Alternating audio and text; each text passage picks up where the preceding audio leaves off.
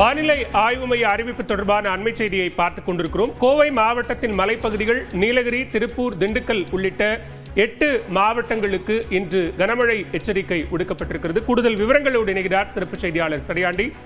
விவரங்களை பதிவு செய்யலாம். பாலவேல், தென்மேற்கு பருவமழையானது அடுத்த 2 தினங்கள்ல கேரளாவில் தீவிரமடையும் என்று இந்திய வானிலை ஆய்வு மையம் கணித்திருக்கக்கூடிய இந்த சூழ்நிலையில் மேற்கு தொடர்ச்சி மலையை ஒட்டி இருக்கக்கூடிய மாவட்டங்கள்ல இன்றைய தினம் கோயம்புத்தூர் மலைப்பகுதிகள், நீலகிரி, திருப்பூர், திண்டுக்கல், தேனி, தென்காசி, திருநெல்வேலி மற்றும் கன்னியாகுமரி ஆகிய மாவட்டங்களின் ஓரிரு இடங்கள்ல கனமழை பெய்யக்கூடும் என்ற ஒரு எச்சரிக்கையானது கொடுக்கப்பட்டிருக்கிறது. அடுத்த 2 தினங்கள், அதாவது 25ஆம் தேதிக்குள் கேரளாவில் தென்மேற்கு பருவமழை தொடங்கிவிடும். அதே நேரத்தில் தமிழ்நாட்டிலும் தென்மேற்கு பருவமழை தொடங்கும் என்ற ஒரு கணிப்பை இந்திய வானிலை ஆய்வு மையம் வெளியிட்டிருக்கிறது. அந்த சமயங்களில், அதாவது 25 மற்றும் 26ஆம் தேதிகளில் கோயம்புத்தூர் மற்றும் நீலகிரி மாவட்டங்களுக்கு ரெட் அலர்ட் எச்சரிக்கையானது கொடுக்கப்பட்டிருக்கிறது.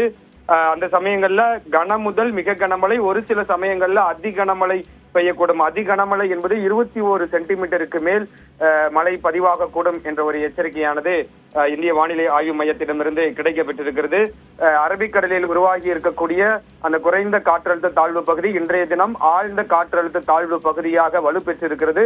அடுத்த 24 மணி நேரத்திற்குள்ளாக அது காற்றழுத்த தாழ்வு மண்டலமாக வலுவடைந்து தொடர்ந்து வடக்கு நோக்கி நகரக்கூடும் என்ற ஒரு கணிப்பை வெளியிட்டிருக்கிறார்கள். அந்த சமயங்கள்ல கேரளா, மகாராஷ்டிரா, குஜராத், கர்நாடகா, கோவா ஆகிய மாநிலங்களில் கடலை ஒட்டி இருக்கக்கூடிய மாவட்டங்களில் அதி கனமழை பெய்யக்கூடும். அடுத்த 7 தினங்களுக்கு இந்த மாநிலங்களில் எல்லாம் கனமழை பெய்யக்கூடும் என்ற ஒரு எச்சரிக்கையும் இந்திய வானிலை ஆய்வு மையத்திடமிருந்து கிடைக்கப்பட்டிருக்கிறது.